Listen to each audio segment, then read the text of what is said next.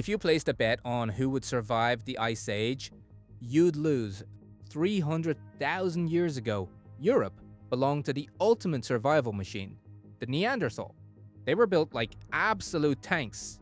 Seriously, picture the most jacked barrel-chested bodybuilder you've ever seen, then give them the cold tolerance of a polar bear. That is a Neanderthal. They were apex predators literally designed by evolution to sprint through dense forests and wrestle massive, angry Ice Age beasts to the ground. Then there was us, Homo sapiens, skinny, gracile, tropically adapted apes. Look down at your hands and arms right now.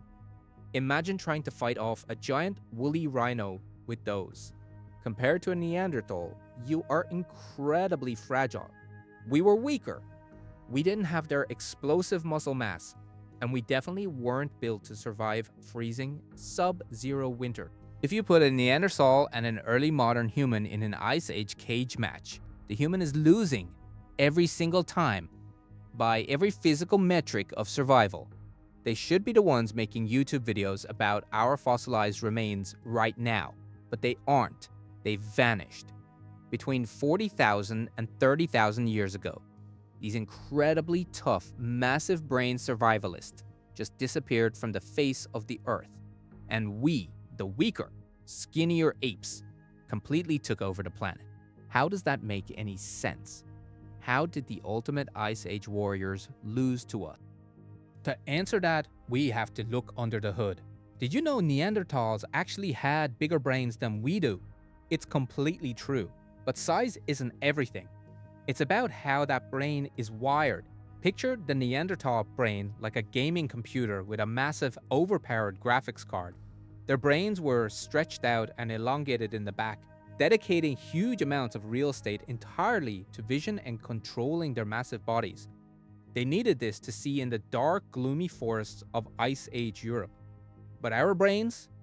They are shaped like a globe, a basketball. We literally sacrificed our visual processing power to build a bigger frontal lobe. We upgraded our computer's main processor. That's the part of the brain that handles executive function, strategic planning, and inventing complex tools. They were built to see in the dark. We were built to scheme and invent. Now, remember the last time you went for a jog? Notice how your foot springs off the ground. That bounce is all thanks to your heel bone. We humans have relatively short heel bones. It acts exactly like a tight rubber band, storing and releasing energy with every single step. It makes us the ultimate endurance runners. We could literally jog a deer to death on the open plains until it collapsed from heat exhaustion. Neanderthals couldn't do that. They had super long heel bones and shorter lower legs. They were terribly inefficient at long distance running. Instead, they were built for explosive, violent sprints. They were the ambush predators of the forest, hiding in the brush, sprinting out, and stabbing giant beasts up close. But here's the catch. Being built like an absolute tank comes with a hidden cost. I call it the muscle tax. Muscle is incredibly expensive for your body to maintain. Because of their massive bulk and heavy bones, a Neanderthal man needed between 4,000 and 4,500 calories every single day just to stay alive. They had to constantly stuff their faces with meat. We didn't have the muscle tax. We were smaller, lighter, and figured out how to use fire and better clothing to stay warm, instead of relying purely on body heat. We needed a fraction of their daily calories. So, imagine what happens when the climate goes crazy and the animals start dying off.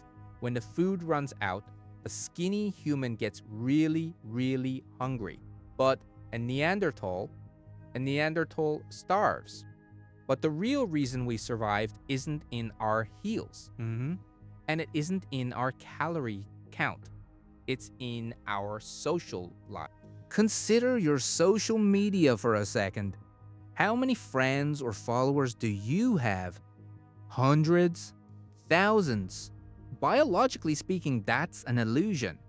Your brain actually has a hard drive limit for real, meaningful relationships. It's called Dunbar's number, and it caps out right around 150 people. Beyond 150, our primate brains just can't keep track of the social drama. We can't remember who owes who a favor or who is secretly mad at who. Because of how their brains were structured, Neanderthals couldn't even hit that 150 mark. They lived in tiny, isolated, scattered family bands. Maybe 15 to 30 people max. They didn't really talk to their neighbors. They didn't trade. So if a brutal winter hit a specific valley and the food dried up, that tiny Neanderthal family didn't have anyone to call for help. They just died. But Homo sapiens, we figured out the ultimate evolutionary cheat code. We hacked past that 150-person limit. How? By inventing gossip and, more importantly, by inventing fiction. We created invisible things, myths, religions, art, and tribal identities. Imagine you are an Ice Age human. You're out hunting and you bump into a total stranger in the woods. Normally, in the animal kingdom, you'd fight or run away. But wait, you look closely and see they're wearing a very specific necklace made of ostrich egg shells. Your tribe wears that exact same necklace. You both believe in the same ancestral spirit.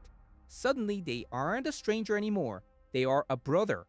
Because of this shared belief in a cultural symbol, we could trust people we had never even met. We built massive continent-spanning trade networks.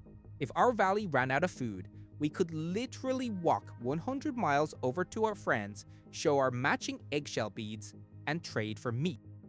Neanderthals were just individuals fighting the Ice Age, but sapiens?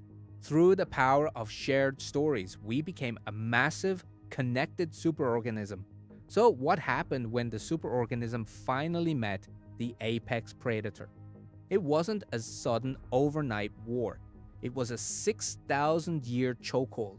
When we migrated out of Africa and pushed into Europe, we didn't just bring our massive social network, we brought completely different technology. Remember how Neanderthals hunted? They used heavy thrusting spears. They had to jump out of the bushes and physically wrestle massive thrashing beasts to the ground. It was incredibly dangerous. If you look at Neanderthal skeletons today, they look like modern rodeo riders. They are covered in healed fractures and broken bones. But us? We brought the sniper rifles of the Ice Age. We invented projectile weapons. We had spear throwers and early bows. We could stand 50 feet away, perfectly safe, and take down a target without ever getting a single scratch. We took less damage, we lived longer, and we had more babies. We slowly out-hunted them, pushing them to the absolute edges of the continent. But we didn't actually finish the job. The climate pulled the trigger. Around 39,000 years ago, a massive super-volcano erupted in Italy. It choked the sky with ash, triggering a brutal volcanic winter. The plants died, the giant animals died, and the Neanderthals, already pushed to the brink and burdened with that massive muscle tax, completely collapsed. But here is the craziest twist in this whole story. We didn't just eradicate them, we absorbed them. As our species overlapped in those final thousands of years, we actually mated with them.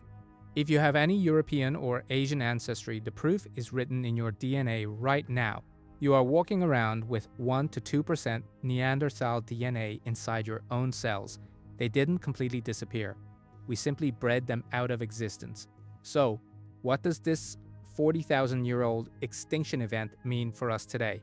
It proves that in the game of evolution, survival of the fittest rarely means survival of the strongest. The Neanderthals were a masterpiece of biology, but their specialization became their tomb. When the world changed, they were too rigid to change with it. Our greatest weapon was our flexibility and our ability to believe in stories that bind millions of strangers together. But here's the catch. Look at the world right now. The exact same tribal instincts that saved us. Our ancient habit of drawing borders to protect our specific fiction and our specific tribe are the same things threatening to destroy us today. We are using Ice Age brains to navigate global climate change and nuclear weapons. If we double down on nationalism and tribalism, we are copying the brittle, isolated strategy of the Neanderthal. If we forget our ability to cooperate globally, we might just be the next heavily brained hominin to disappear.